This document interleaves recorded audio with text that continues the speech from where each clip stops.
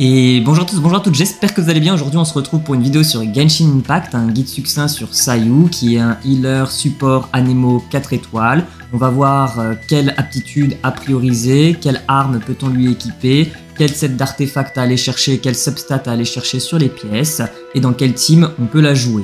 Pour les armes, vous allez vous diriger vers l'Aigle Marine de Makera en R5, la Mort du Loup en R1, l'Espadon de Favonius en R5, l'Espadon de Nagamasa qui est le prototype d'Inazuma en R5, l'Espadon Rituel en R5 et vous pouvez aussi lui mettre la Fluorescence en R1. Pour ce qui est du set d'artefacts, c'est pas très compliqué, soit vous la jouez en set 4 vertes chasseuses, soit vous lui mettez un 4 pièces Ancien Rituel Royal. Concerne les substats à aller chercher sur vos différentes pièces, il faut faire attention parce que la C6 de Sayu va engendrer un boost en fonction de la maîtrise élémentaire. Plus elle aura de maîtrise élémentaire, plus l'ultime de Sayu va faire des DPS en fonction de son attaque pourcentage et plus elle va heal.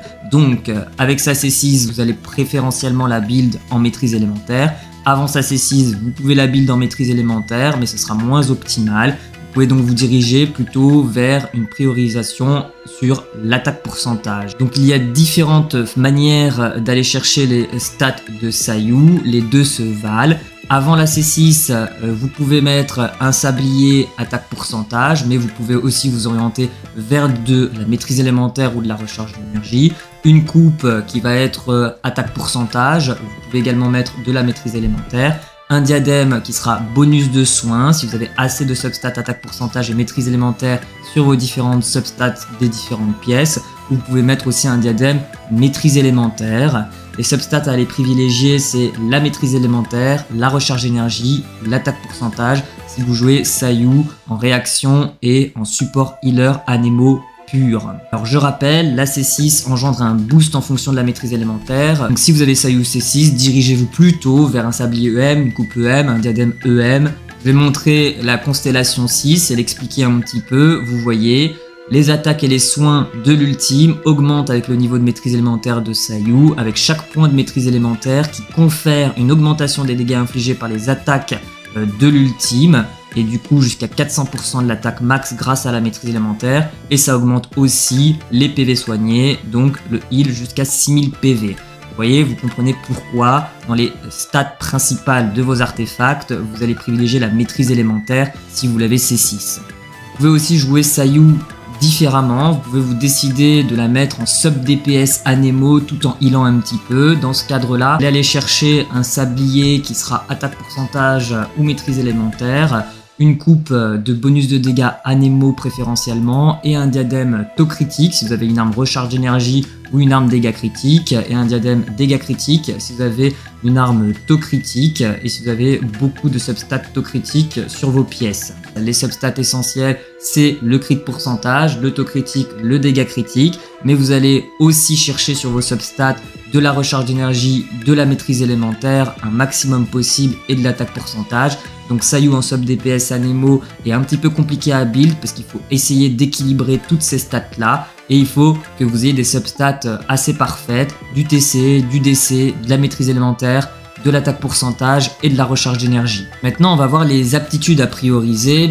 Bon, pour les aptitudes, c'est son ultime qui va faire le café puisque ça va heal, ça va engendrer des dégâts à l'activation et ça va disperser les différents éléments. Il faut prioriser l'ultime. Ensuite vous allez augmenter le E et puis ensuite vous allez augmenter les attaques normales de Sayu si vous voulez respecter au maximum votre personnage. Pour ce qui est des équipes, Sayu peut rentrer vraiment dans beaucoup de teams. C'est un healer Anemo, donc un healer on en a besoin un peu partout. Ça va disperser les réactions élémentaires, donc vous allez pouvoir la jouer avec plusieurs réactions élémentaires si vous aimez le personnage. Elle rentre vraiment globalement dans beaucoup de teams. Moi je vais vous en proposer 4. La première team que je peux vous proposer, c'est une Sayu en main DPS plutôt. C'est vous allez tournicota avec Sayu, vous allez faire les dégâts avec Changling et disperser avec Sayu, mettre un shield avec Zhongli et booster encore plus avec Bennett, c'est la Sayu Fireball. La deuxième team que je peux vous proposer, c'est une team avec Xiao. Vous mettez Xiao, Albedo, Keia et Sayu. Sayu va permettre de jouer le healer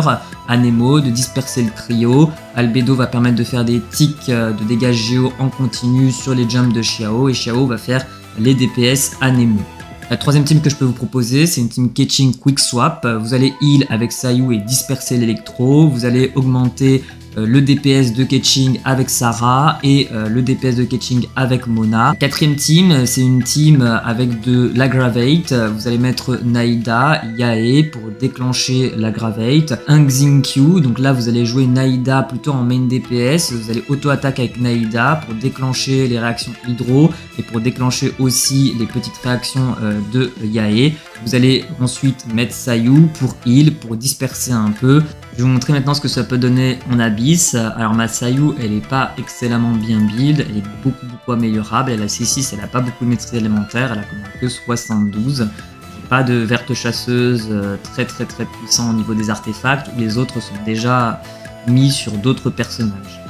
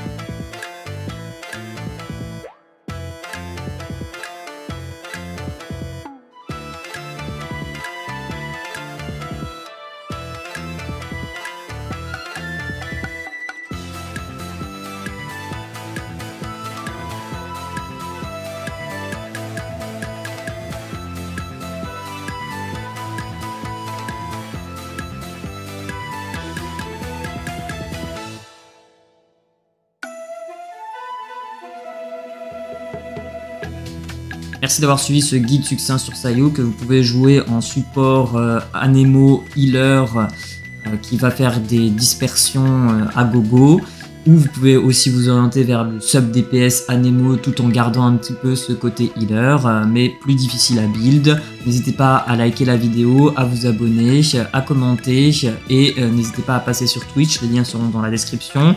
Je vous souhaite une agréable journée, une agréable soirée, bonne fête à vous, ciao bye bye.